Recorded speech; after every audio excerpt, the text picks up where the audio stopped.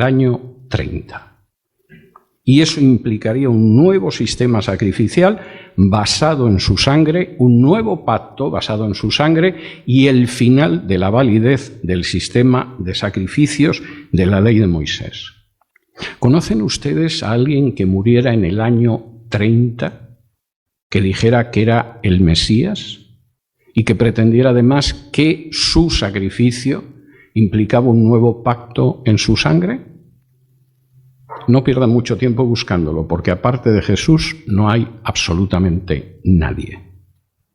O la profecía de las 70 semanas se cumplió y el Mesías apareció precisamente en el año 26 para morir a la mitad de la semana 70, en el año 30, tal como estaba profetizado, o no va a haber Mesías. O vino en su época y era Jesús, o realmente no pierdan el tiempo esperando a nadie más, porque no van a venir nadie más. Esto estaba tan claro para los propios judíos, aunque muchos sigan negándolo 2 milenios después, que en el propio Talmud, en una de las discusiones rabínicas en las que se habla de la época del Mesías, hay algunos rabinos que dicen: la época del Mesías vino, el Mesías no apareció, y es mejor que no hablemos de esto. Porque, ¿cómo explicamos que el Mesías tenía una época para aparecer, que era una época bastante clara, en el caso de la profecía de las 70 semanas, hasta el año, el mes y el día, y el Mesías no ha aparecido? O peor, alguno diría, es que Jesús es el Mesías. Tercero, y por supuesto, imagino que a estas alturas, después de ver la profecía de las 70 semanas, se darán ustedes cuenta de que decir que Israel es el reloj de Dios es una pavada. Israel no ha sido jamás el reloj de Dios. El reloj de Dios es nuestro Señor Jesucristo. Y si van ustedes a Génesis 3, cuando Dios le indica a Adán la redención, no le dice, bueno, aparecerá un pueblo, sino que le dice: un descendiente de la mujer pisoteará la cabeza de Satanás. Y por supuesto la serpiente le morderá en el talón, pero él le aplastará la cabeza. Y efectivamente le mordió en el talón, lo clavaron en una cruz. Pero el Señor se levantó de la tumba y por supuesto aplastó la cabeza de Satanás. Es el Señor el reloj de Dios. Y a lo largo de toda la Biblia, siempre el reloj de Dios es el Señor. Cuando Juan el Bautista, 6 meses antes de que él apareciera, salió en el desierto, dijo: el tiempo ha llegado. ¿Por qué? ¿Porque Israel estaba venciendo a los romanos? No, porque se iba a manifestar el Mesías, nuestro Señor. Y eso es lo mismo que aparece a lo largo de la Biblia, desde Génesis hasta Apocalipsis. Quien marca el tiempo de Dios es precisamente nuestro Señor Jesucristo, cuyo nacimiento estamos recordando.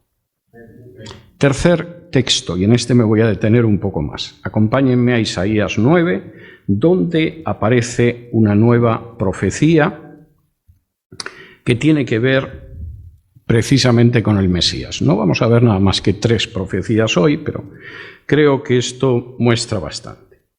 Vamos a leerla desde el versículo 1 y dice así: Mas no habrá siempre oscuridad para la que está ahora en angustia, tal como la aflicción que le vino en el tiempo que livianamente tocaron la primera vez a la tierra de Zabulón y a la tierra de Neftalí, pues al fin llenará de gloria el camino del mar de aquel lado del Jordán, en Galilea de los gentiles. El pueblo que andaba en tinieblas vio gran luz, los que moraban en tierra de sombra de muerte, luz resplandeció sobre ellos. Multiplicaste la gente y aumentaste la alegría. Se alegrarán delante de ti, como se alegran en la siega, como se gozan cuando reparten despojos. Porque tú quebraste su pesado yugo y la vara de su hombro y el cetro de su opresor, como en el día de Madián. Porque todo calzado que lleva el guerrero en el tumulto de la batalla y todo manto revolcado en sangre serán quemados pasto del fuego. Porque un niño nos es nacido, hijo nos es dado, y el principado sobre su hombro, y se llamará su nombre admirable, consejero, Dios fuerte, Padre eterno, príncipe de paz. Lo dilatado de su imperio y la paz no tendrán límite sobre el trono de David y sobre su reino, disponiéndolo y confirmándolo en juicio y en justicia desde ahora y para siempre.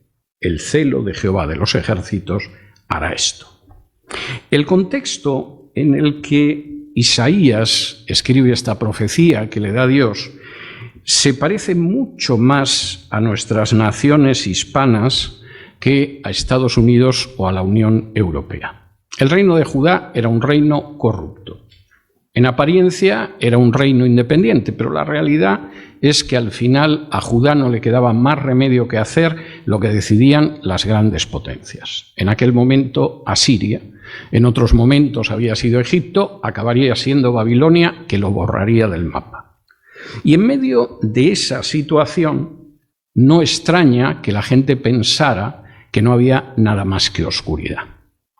Y el primer anuncio del profeta es: va a haber un momento en que no habrá oscuridad. Versículos 1 y 2. Es más, la tierra de Galilea de los gentiles, que tanto os molesta, porque siendo un territorio propio de Israel, pues allí viven multitud de gente que no son judíos, esa gente va a ver luz. En un momento determinado, en esos lugares aparecerá una luz espiritual que disipará las tinieblas de siglos. Y si van ustedes al Evangelio de Mateo, cuando describe el ministerio de nuestro Señor Jesucristo en Galilea, dice: y aquí se cumplió la profecía de Isaías, donde él decía que esa tierra de Zabulón, de Neftalí, de Galilea, de los gentiles, recibiría una luz. Y efectivamente la recibió. Y Mateo hasta podría decir: y yo fui testigo, yo lo vi y lo cuento. Segundo, además de la disipación de la luz, habría alegría, como dice el versículo 3. Multiplicaste la gente y aumentaste la alegría, se alegrarán delante de ti como se alegran en la siega, como se gozan cuando reparten despojos. En un momento de la historia, no solamente habrá una gran luz en Galilea, habrá un momento en que aparecerá también alegría, y además una alegría loca. Esto del reparto de despojos no suena muy bien. Seguramente una traducción más en el contexto hablaría como cuando se reparten regalos. Si yo hoy, en vez de llegar destrozando con mi voz 4 hermosas canciones navideñas, hubiera llegado, por ejemplo, con un cofre lleno de regalos y hubiera empezado a repartir regalos, aquí seguramente la gente se hubiera puesto la mar de contenta. Es decir, de pronto alguien llega y nos regala algo. Y él dice: va a ser una alegría la que van a tener como los que se reparten regalos. Va a ser una alegría como aquellos que han terminado de segar y dicen: qué palizón nos hemos dado, pero qué fruto tenemos después de la siega. Va a haber un momento en la historia, aunque viendo ahora lo que es Judá no te lo puedas creer, en que va a haber luz en vez de oscuridad, en que va a haber una alegría inmensa en vez de la tristeza, e incluso sabréis que hay la esperanza de que desaparezca la guerra y la opresión. ¿Y todo eso por qué? ¿Va a haber un cambio político ya de una vez en Judá que merezca la pena? ¿Va a venir un rey decente y no un rey opresor y ladrón con una corte de opresores y ladrones? No. ¿El sistema va a cambiar de alguna manera? No. La razón para que suceda todo eso, 6, es porque un niño nos es nacido y un hijo nos es dado. Fíjense en esta expresión porque es importante. No dice que un hijo nos es nacido y un niño nos es dado. ¿Por qué dice que nos es dado un hijo y sin embargo nos nace un niño y no al revés? Porque Jesús, como hombre, podía nacer como niño. Pero como hijo de Dios, como la segunda persona de la Trinidad, no podía nacer porque no tenía principio, solo podía ser dado. Y el anuncio del profeta es muy claro. Ojo, va a nacer un niño, pero el niño va a nacer, el hijo va a ser dado. ¿Quién puede ser este niño que nace, pero que como hijo nos es dado?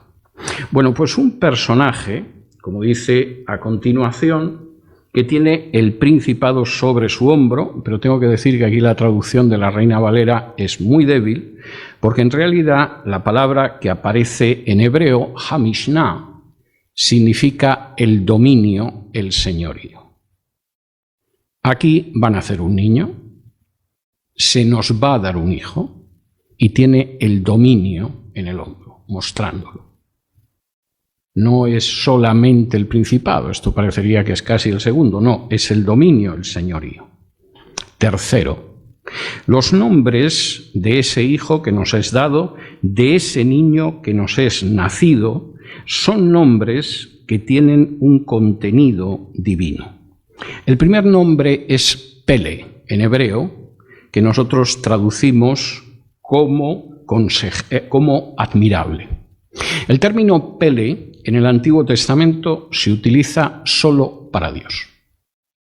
Cuando de pronto Dios se aparece a los papás de Sansón, parece que es un ángel, el famoso ángel Jehová del Antiguo Testamento, y ellos se sospechan que aquello no solo es un ángel, es algo más, e insisten: ¿cómo te llamas?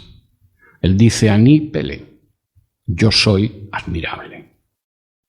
No porque puesto a volar aquello te quedaras pasmado de cómo volaba el ángel, sino porque admirable solo es Dios. En segundo lugar, el segundo nombre del niño es Yoetz, consejero. Los que estuvieron aquí el viernes sufriendo mi exposición del Salmo 16 recordarán que yo hacía referencia a cómo David agradece el hecho de que su consejero es Dios y que Dios lo aconseja incluso de noche. Claro que todos nosotros podemos ser consejeros humanos, mejores o peores, pero el consejero, el Yoetz, es solamente el propio Jehová. Tercero, y esto es todavía más sólido, ese niño se llama el Gibor. Nuestra traducción Dios fuerte es una traducción muy pobre en relación con lo que significa el Gibor. El Gibor, en realidad, habría que traducirlo como Dios heroico. Sería una traducción mucho mejor que Dios fuerte, y ciertamente un Dios que está dispuesto a convertirse en un hombre, a dejar que lo torturen y que lo claven a la cruz, ciertamente es un Dios heroico. Pero es que el término el Gibor solo se aplica a Jehová, a nadie más. En la Biblia no aparece ni siquiera media docena de veces y siempre es en relación con el mismo Jehová.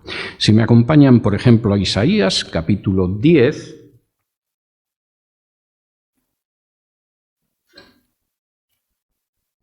y versículos 20 y 21, dice así: Acontecerá en aquel tiempo que los que hayan quedado de Israel y los que hayan quedado de la casa de Jacob nunca más se apoyarán en el que los hirió, sino que se apoyarán con verdad en Jehová, el Santo de Israel. El remanente volverá, el remanente de Jacob volverá al Dios fuerte, en hebreo el Gibor, el mismo Jehová. El niño que nos es dado, que es nacido, que nos es dado, tiene nombres de Dios y el del Gibor es precisamente esencial. No es menos importante el siguiente. En nuestra versión traduce Padre Eterno, pero en realidad lo que aparece es Abi Ed, Padre de la Eternidad. Sería una traducción más exacta en hebreo. Una persona que nace en un momento de la historia no puede ser el Padre de la Eternidad. No puede ser el origen de la eternidad. Nosotros surgimos en un momento de la historia, vivimos un periodo de tiempo increíblemente corto y desaparecemos. Sí hemos estado con el Señor para reunirnos con Él, pero desaparecemos. Solo hay un ser que es el Padre de la eternidad y es el propio Dios. Y Isaías está diciendo, el niño es eso, y además es el Sar Shalom, el príncipe de paz, el único que puede dar paz a este mundo. Lo que aparece aquí contenido es tremendo y aun siendo un texto del Antiguo Testamento, marca la enorme diferencia que hay entre la predicación del cristianismo y la predicación del judaísmo o del islam.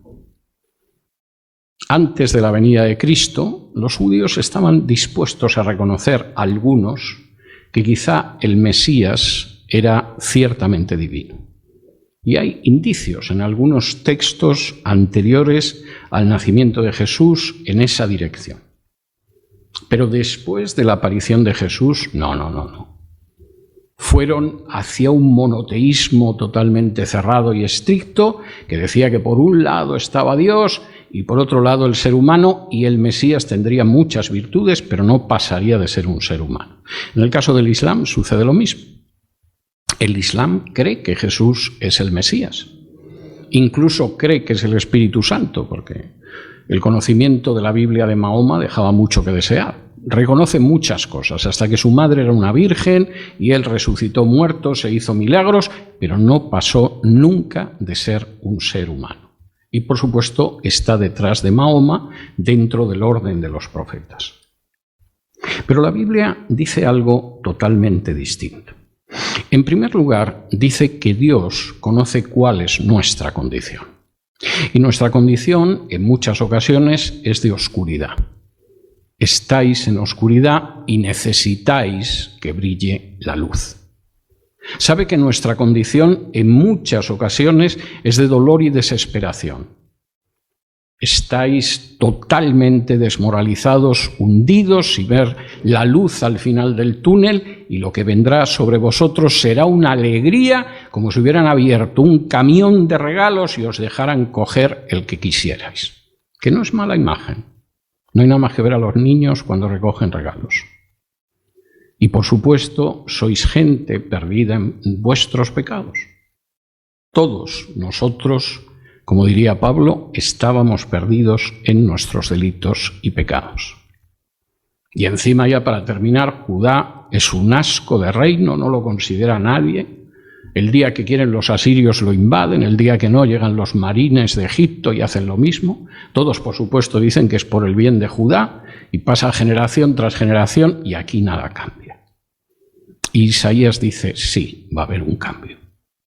Habrá un día en que donde hay oscuridad ahora en Galilea, brillará una luz como nunca ha brillado antes.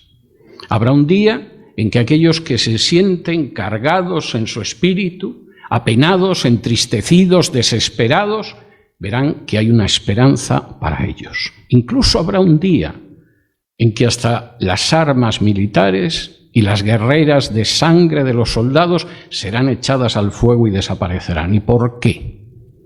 Porque de pronto el ser humano va a reaccionar y va a decidir ser bueno y no violento y pacífico y generoso. No.